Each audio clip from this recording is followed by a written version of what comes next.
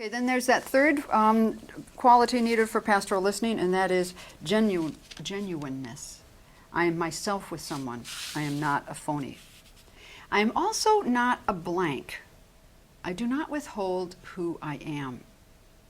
Now, so I'm thinking here of a friend who was in the hospital one time, and she had a very serious infection. In fact, they didn't know if she was going to live. So I went to visit her, and we just had this wonderful conversation, and she was telling me how it was a pastoral conversation. She was telling me about how she was afraid she might die. It was very intense, and about how hard it was, especially in the middle of the night. And so, okay, but there was a certain back and forth nature to this. Primarily, it was she talking to me. And after a while, she said, you know, this is so much better than this conversation I had a couple of hours ago. There was some woman that came up from the chaplain's office, and she asked me how I was. And all she did was just stare at me. All she did was just say nothing.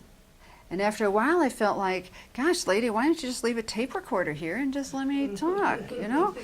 She didn't share anything of herself. She withheld who she was. And it made my friend feel very, very uncomfortable and kind of weird, and it's like, what are you doing here? Whereas with a pastoral conversation, the spotlight stays on the speaker, but the listener is not absent.